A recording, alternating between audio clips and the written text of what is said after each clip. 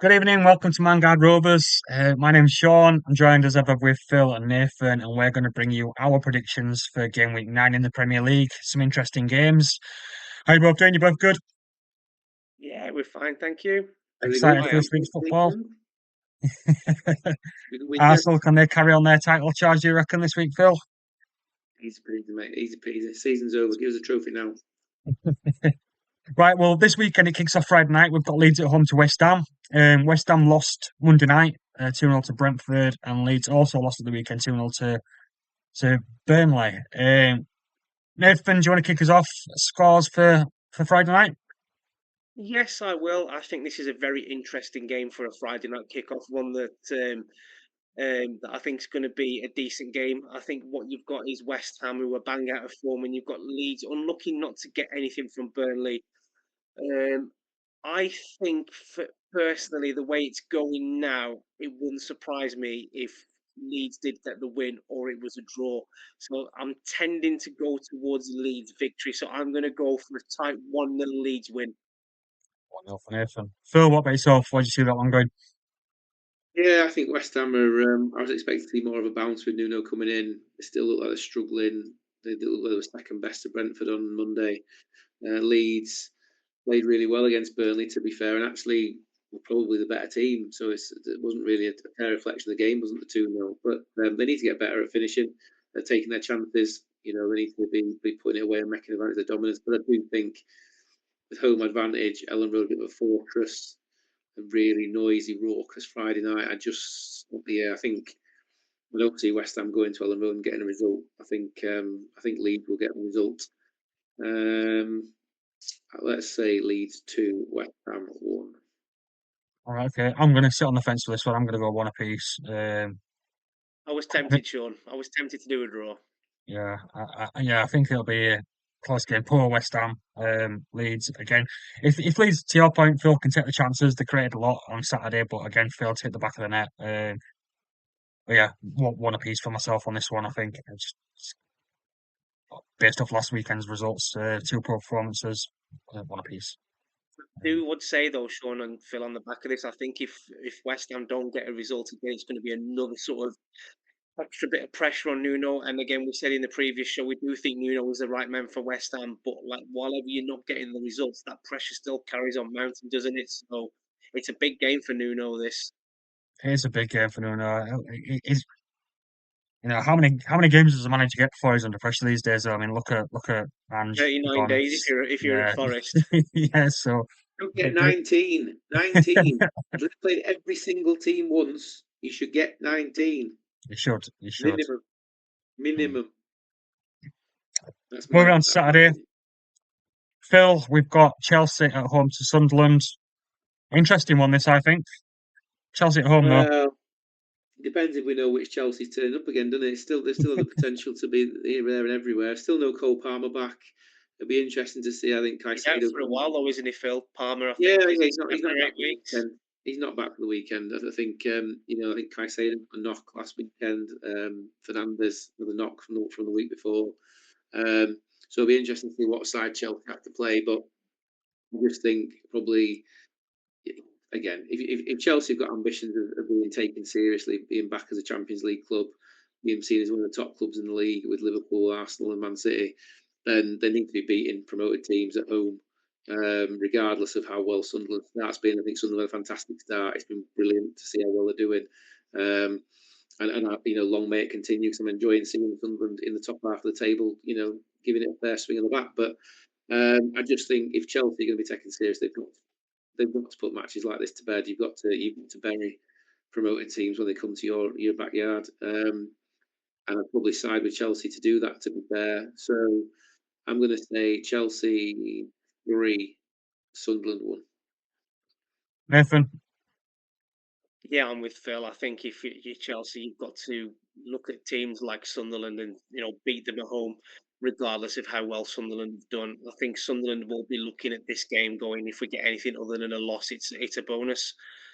So they'll probably come and try and set up camp and try and frustrate Chelsea and try and make it as difficult as they can. That being said, I do think that Chelsea will be too strong, and I'm going to go for a 2-0 victory for Chelsea. So I'm also going to side on the Chelsea win this weekend. I think 2-1 Chelsea. I think they'll just have too much for Sunderland. It's interesting, you both predicted Sunderland to score. Yeah, they are scoring goals. Sunderland. They do pose a threat, especially from set pieces. You've got defenders like Ballard, who's constantly a threat set pieces. But They do concede yeah, a goal, or the Chelsea. They do like to concede one. yeah, they could have conceded a few against Forest at the weekend, couldn't they? Yeah. But Forest didn't take the chances. But yeah, so we're all in agreement on Chelsea winning. Next we have Newcastle. We're at home to Fulham, 3 o'clock. Go on then, Sean. You tell us then. I'll always back us at home. I'll always back us at home. I think we should get back to winning ways. Hopefully, we've got a good record against Fulham at home. 3-1 for me. Hopefully, we get through the European fixture this week unscathed, and we've got a full strength squad on Saturday to play with. Fortemade is looking like he's fitting in really nicely. For me, it depends on where he's getting supply from, whether Murphy starts or whether Elanga's going to start. Either way, I'm happy with both them, but I think Elanga's dropped off a little bit of form. Murphy showed glimpses when he came on the weekend. It was really positive. So I think that gives Eddie a bit of a headache when it comes to picking who's playing on the right. Gordon wasn't his best at the weekend. Showing signs though that he's still great. I mean, I think he was just tired from 2 heavy involvements with England at the weekend. I think that did have You some say he sort of played a lot of effect. international football, didn't He he? did, yeah. Especially when you see players like Rice coming off after 60 minutes. And, poor Gordon sat there running his heart off for 80 minutes. And he did, bless him, run his heart off for 80 minutes. But yeah, I think hopefully back to winning ways for Newcastle this weekend. Hopefully convincing 3-1 with myself. What about yourself, Phil? What do you think? I have a never-ending belief in your boys, Sean. I think they. Well, I do. I genuinely like a lot of what Newcastle do, as long as it's not against Arsenal. I think I quite like the way they play football. It's always exciting. They look solid at the back. They create a lot of chances. They're enjoyable to watch. They play a brand of football I enjoy watching. It's very much like Klopp Liverpool, isn't it? It's all action. It's all go. It's very rarely boring football. Um, I think they're in a they play some really nice stuff from my perspective. I think Fulham, they had a good 20, 25 minutes against my boys last weekend, but they huffed and puffed and didn't actually create any great open chances. And I do think the Newcastle defence will be too strong at St James's Park for them to have much of an impact on it. I think Altamada's probably looks like he's on course to carry on scoring. And, they're getting plenty of supply and he's looking dangerous for that supply. And even when he's not the one looking dangerous, he's creating space for others not dangerous. But I think Newcastle will be back to winning ways. I think with Eddie having had him back from international break for a week, I think he'll have him back, whipped into shape and knock some of that international hangover out of them. Yeah, So yeah. fully expect Newcastle to be back on song, and I think Newcastle 2, Fulham 0. Nathan, where do you see it going? Yeah, I think obviously Newcastle disappointed not to get any results against Brighton last week. Going to be looking for a reaction. I'm sure they'll get one. Fulham, played well in patches against Arsenal. Never really looked like threatening, did they? Really, they are very poor travellers, Fulham, and you alluded to you've got a very good record against Fulham. I mean, we played them earlier, a couple of weeks back, and they took the lead, and we ended up beating them. So it just shows you their mentality away from home is sort of they always want to try and nick a goal, but then sort of sit back. I do think that they will try and frustrate Newcastle as much as they can. Do I think it will be enough? Probably not. I think Newcastle will win it, and I'm going to go 3-1 Newcastle. We're all agreed that Newcastle should get 3 points then on Saturday. Thursday evening kick off at 5:30. We've got Man United host Brighton. Now that's an interesting one, I think. United It's coming an off interesting a game. great win at Anfield, and Brighton obviously at home coming off a good win against us boys at Newcastle the weekend. So yeah, an interesting one. I'm not too sure myself. Why don't you take the lead on this one, Phil? What do you reckon? Yeah, it's been interesting.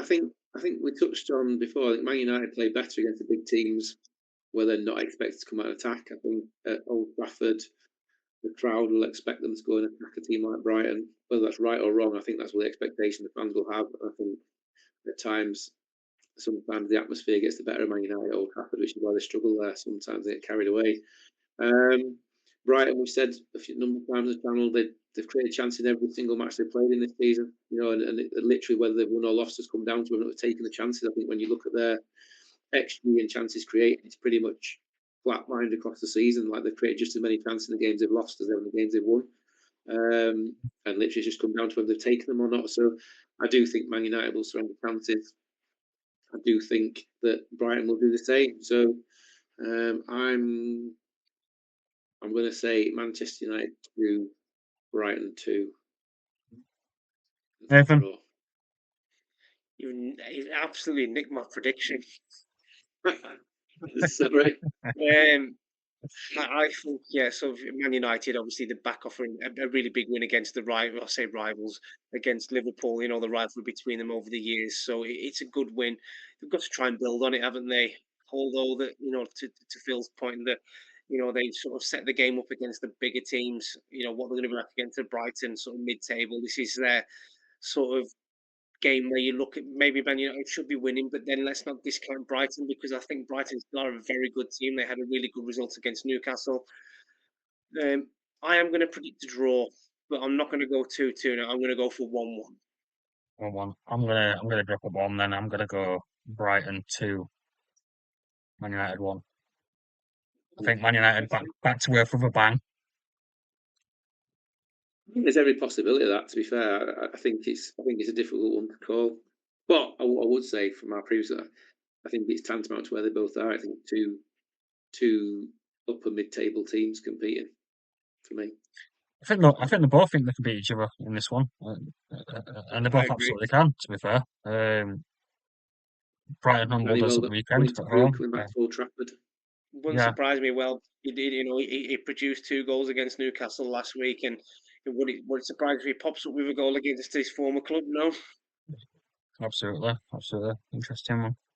Just we'll see. So yeah, 8 o'clock Saturday night. Brentford at home to Liverpool. Now back to Liverpool, back to winning ways. What do you reckon, Nathan? So, I mean, we've discussed this on the last show, isn't it?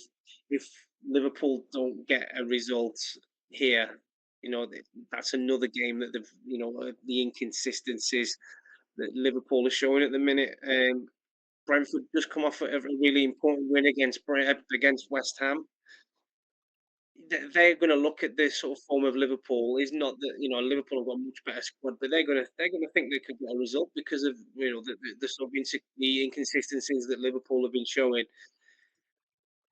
That being said, it's a difficult one because it wouldn't surprise me if Brentford got a result, but I think Liverpool will do it.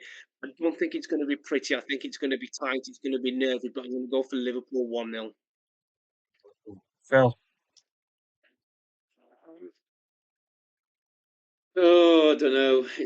I don't think it take a lot at the minute for me to think Liverpool can keep a clean sheet against anybody.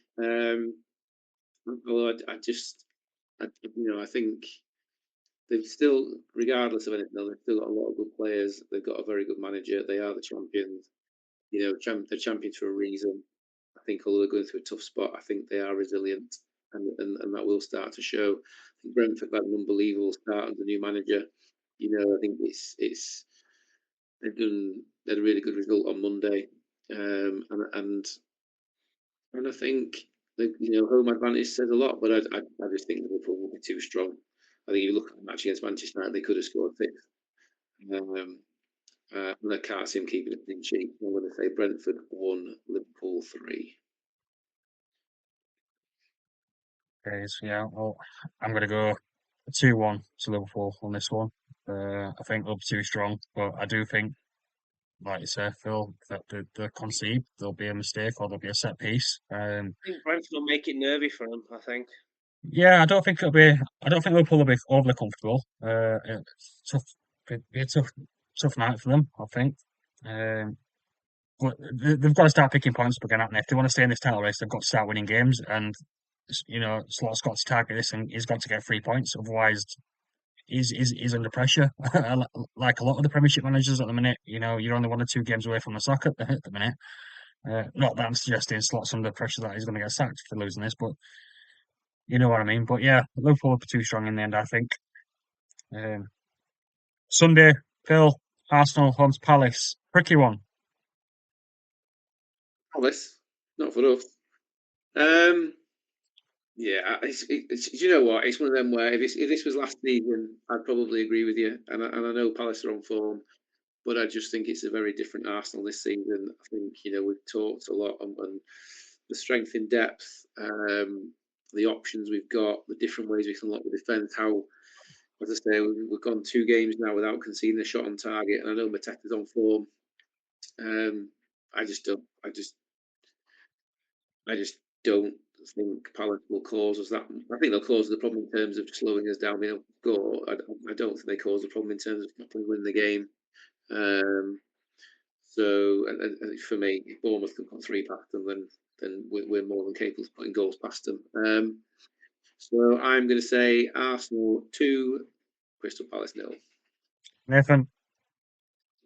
So yeah, I think Palace are going to come with every intent to frustrate Arsenal, aren't they? I think they're going to not sort of put 10 men behind the ball, but they're going to set up and to try and frustrate Arsenal. It's how Arsenal sort of do what they did against Fulham. It's just make sure that I'm not suggesting that they're going to grind a result out, but it's how they can create goals to get past like sort of a very good defence. I know that they shipped 3 goals in against Bournemouth last week. It is going to be difficult for Palace to try and keep Arsenal out.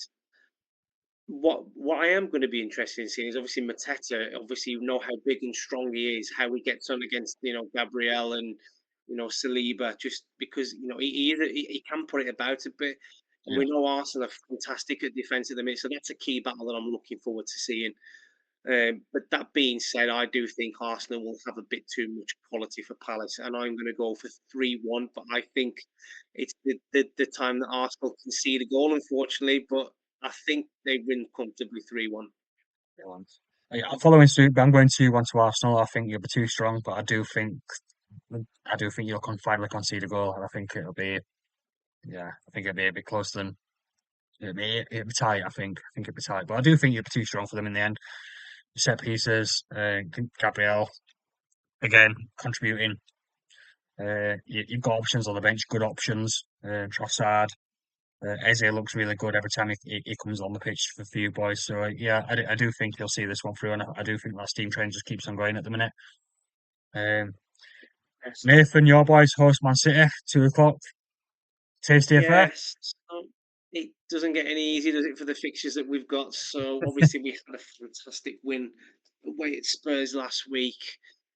I am looking at us to build on this again even further and try and sort of go and give Man City a game. Now we have to be very, very careful with Haaland at the minute because we've discussed in the previous show just what a fantastic player he is. And he doesn't. He only needs half a sniff. He needs half a chance, and that ball will be in the back of the net. So we have to be defensively on the top of our game. So we'll be looking again at Conser and Torres to try and sort of keep him quiet. That said, it is difficult to try and keep a player out like that who's in form.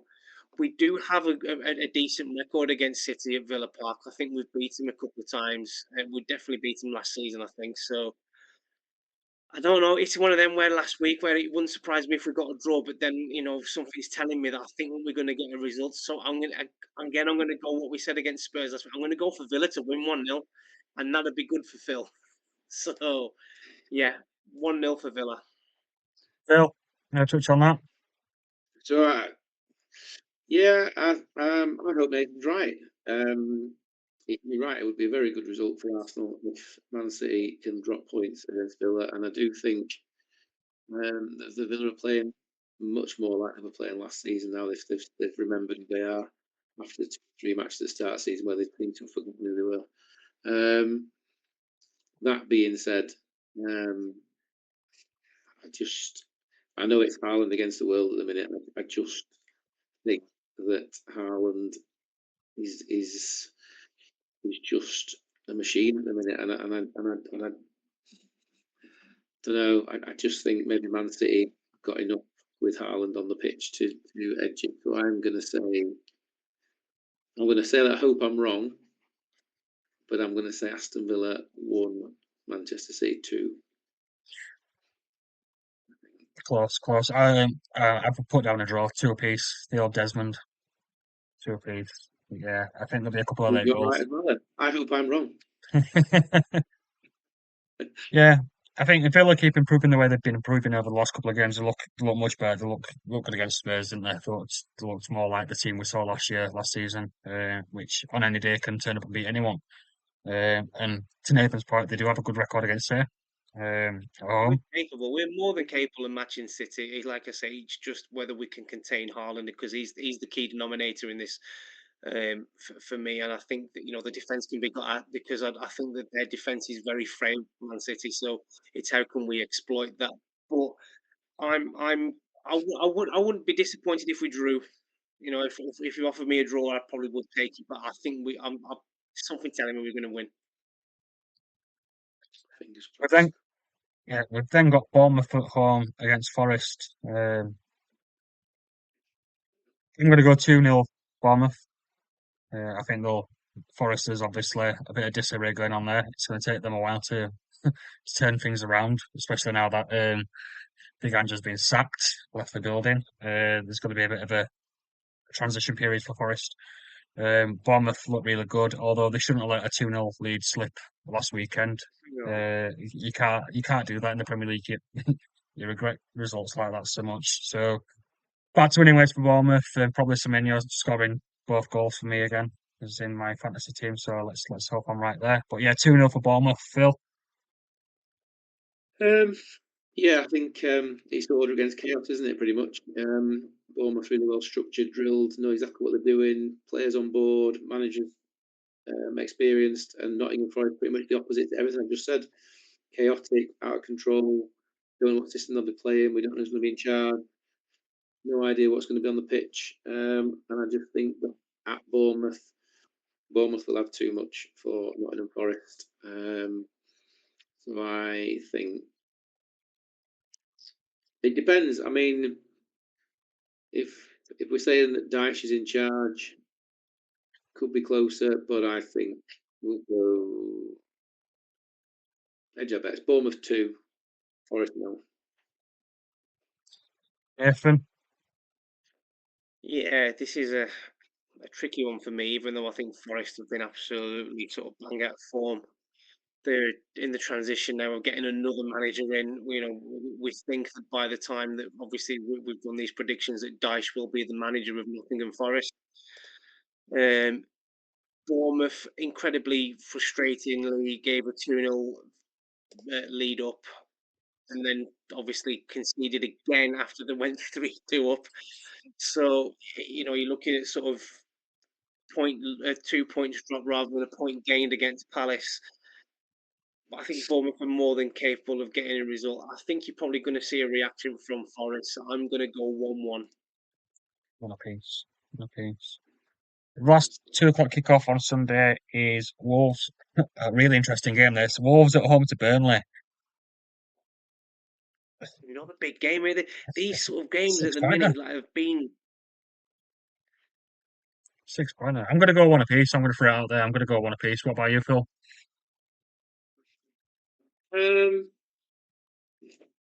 no, I'm not. I think I know Wolves are at home, but I've got a soft spot for Burnley. I used to go and watch them a little bit last time they were up, and I do think they look organised, and I think Wolves at the minute can't buy a point. So um, I Wolves 1, Burnley 2. I think Burnley will edge it. I don't think Wolves can get a point. So we'll Arsenal see. Wolves fans there, but yeah. Talking of Wolves fans, Nathan, I believe you know a couple from your end of the woods. Yeah, and I think I said this on the last podcast that they already believe that their fate is sealed, and I think I boldly predicted that they are going to be relegated. So it's incredibly frustrated if you're a Wolves fan sitting on 2 points at the minute. They can't buy a win for love the money. the squad isn't good enough, the manager isn't good enough, the owners doesn't want to put any money into the squad. It's a bit of a shambles, isn't it, at the minute? So if you're Wolves, you are very, very worried this season. You're coming up against a Burnley team that obviously had a really good victory against Leeds United, so they beat sort of the promoted teams coming up. Burnley will be going here looking and fancying their chances. Even though I think that Burnley don't have the best away record, I think the way Wolves are playing at the minute wouldn't surprise me if Burnley win.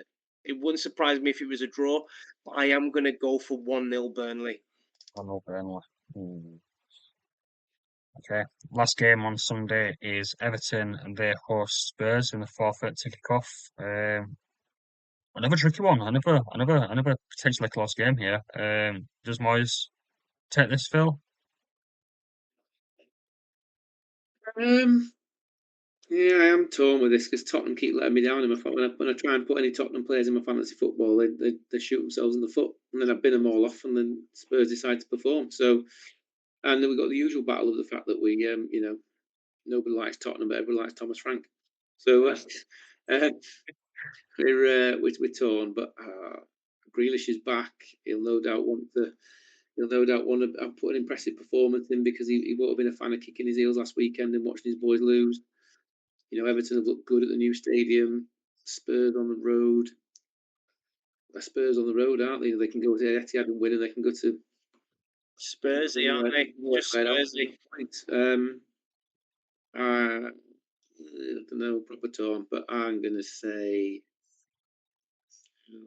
2-2. Everton 2, Spurs 2. I'm not going to split them. 2-2. Nathan, where'd you see this one? Yeah, interesting one for me. I think it's a really good game for a 4 o'clock kickoff, to be fair. Obviously, you've got Spurs who got done by the mighty Villa last week, rightly so. Inconsistencies are showing for Spurs, aren't they? Again, despite that, we think Thomas Frank is a very good manager, and we all want, we're all a big fan of his. You can see what he's trying to do with Spurs, but again, I don't think some of the players have the capabilities of playing how Frank wants it, whether it's too refined or whether it's too attack, or however you want to adapt his style. I don't think that they're quite getting it at the minute. So it's like one week they understand what he wants, and the next week they're getting beat. So it is, it's the inconsistencies at the minute. But I do think that Thomas Frank will end up putting his stamp on the team. It wouldn't surprise me if Tottenham, like I say, after getting beat by Villa, beating Everton away. It wouldn't surprise me. Everton at home have looked very, very good under Moyes. Obviously, they were disappointing last week against Man City, but they didn't have Grealish. Grealish is banging form. I love to see it as long as he doesn't do it against Villa. So, yeah, it'd be interesting this one. I'm going to go for an Everton victory, though. I'm going to go 2-1 to Everton. I'm sitting on the fence again with this one. I'm going one apiece, score draw. Yeah, basically what you guys have said. Grealish is back, massive influential player for them at the minute, especially the way he's been combining with Dewsbury Hall. Um, Spurs sort of like stuttering a little bit at the minute, aren't they? Just not getting going. Um, he had a good start, did Spursy, I Thomas keep Frank. saying it. Spursy. Spurs, but yeah, excuse me, sorry. But yeah, I do think it'll be tight. I do think both teams will score. One apiece for me on that one. Yeah. And that takes us through all the predictions for Sunday, I believe. Yeah. So yeah, so there are some really interesting ties there. Are you guys There's a lot picking of out any in games Sunday, particular? isn't there? There's a lot of football to be watched on Sunday, isn't it? So obviously that's due to the Europa and the Conference League involvements, I believe, on that. So, but there's some really interesting games, and there's a couple of sort of relegation 6 pointer battles. There's sort of teams that have picked up results that are looking to build momentum. So it's going to be an exciting week in the Premier League, isn't it? So I'm looking forward to it. Yeah, some really tasty affairs, and it should be some good watches there. To be fair, just a quick point as well. Excuse me. Fantasy football kicks off Friday, so you need to make sure your team's locked in by I think it's 6:30 on Friday. So if you are in the fantasy league or in any fantasy league, make sure you adapt your changes before then and don't get caught out by the Friday night football, as many people do. Any players shining out for you guys before we disappear tonight? Anyone that's making any transfers or if anybody wants to go anywhere, if you don't have Haaland, then just forget about it. Yeah, Um, he seems to be the one, doesn't he? I think everybody. Semenyo's getting some decent points, isn't he, at the minute for Bournemouth? Pick, Um, pick three Arsenal defenders is the safe bet in it at the minute. so I Keeper and think two if defenders for you'd have me. had Haaland and Mateta in your team last week, you'd have got some very good points, wouldn't you? So Yeah, Yeah, although your boy's doing me all right so far, Sean, with the Voltamada. yeah, he done well. I think and I would say if anybody, he's a looking at things like it where Newcastle put he'll be in and involved with everything for Newcastle because they play off him. yeah, So he's a solid bet for points no matter who scores. Whereas you look at teams where the goals, second Arsenal, where the goals are spread more evenly, it's much harder to pick who you're going to go from a goal scoring point of view, isn't it? So um, yeah, he's a reasonable bet at the minute. It's difficult. You're trying to spread your players, but there's so many wing teams at the minute, like your Tottenhams, your Villas, your teams that you pick the right midfielder. They could like Buendia last couple of matches looked phenomenal, but if you had in the first three or great on it. four matches, you could him out. Like that's what I'm saying. So it'd have been quite low value, but gaining high points for the last couple of games as well. And they're the sort of players that you want, don't you? When you can get low value, free up space for someone like Haaland, who's going to get you your goals, and then you're getting your players that are chipping in but don't cost you as much money. So he's just trying to find those little gems that are going to do it week in, week out, and consistently do it. So, but mm, no, the one that's shining out for me, like Phil said, it's Haaland. He's the most money, but he's the one that's literally bagging everyone the points. Yeah, he's so far in front on points, it is ridiculous. Like when you take a look at his points, when you rank the strikers in points order, he's about 30 points out in front of the next best striker. It's unreal. Yeah. Real. yeah, There was a cheeky pickup actually, and he might not play every game for your boys, Nate. But I thought it was interesting that, and I know you're going to tell me he plays there, but just the way he plays rather than Dyche, but that Marlon comes in as a midfielder, that seems a bit of a Yeah, cheeky spot maybe. But he's not played. he's not going to play every game, is he? Well, he played up front against Spurs because obviously Watkins wasn't fit enough to start the game with his due to his injury with England. But he struggled against Van der Ven. I think. He I scored. think He scored the one before the international break, though, didn't he? When he Yeah, played up. so he scored against Burnley, and then obviously he set up the goal for John McGinn against Feyenoord in the Europa League as well. So he looked quite good on there. He has got a bit of turn of pace about him. He's looked sharper this season. I will give him that. He's still not where the Villa fans want him to be, though. In my opinion, we know he's capable of much better. But if I'm being honest, he was a bit like of an headless chicken against Tottenham. He had one chance, which I mean I jumped up and screamed and thought it was in. But he just struggled against Van der Ven. But Van der Ven is a very quick defender. So, and That's his obviously game, isn't Marlon, it? I don't think Marlon plays his best football when he plays through the middle. I think he plays his best football when he comes in off the right. Oh So yeah, I'm just thinking as a cheeky pickup, the fact that he does tend to play as either the main striker or one of the front three, but you can pick yeah, him up as a he's midfielder. capable of getting the Is points. useful, It's isn't the it? consistency. I think the one thing I would say now is, and I'm not saying he's nowhere near back to the form, but you've just seen like Rogers. Obviously, he got that goal against Spurs. He didn't do particularly amazing, but he got that goal which would have got you points, and he got an assist against Burnley the week before international duty. So maybe Rogers again, he's sort of his value may have slightly declined a little bit because of he's not been great for the start, but I think he's one to watch. I think he will start climbing the points ladder again. So yeah. Well, we'll update our fantasy team, our fantasy league, sorry, with the latest goings on next week after the weekend's roundup. Next week, we'll touch on that because there has been a bit of movement in the league. So yeah, we'll discuss that. But for today, that's our predictions for this weekend's football. Again, Nathan, Phil, thank you very much for joining. From us three, it's good night. And guys, if cheers, you're thank you liking what we're guys. doing and you want to get involved, please like, share, subscribe, and hit that notification bell so you'll see when we're live again next. But yeah, it's good night from us three. Thanks for watching. Take care. Thanks, folks. Bye. Have a Cheers. good Bye. one.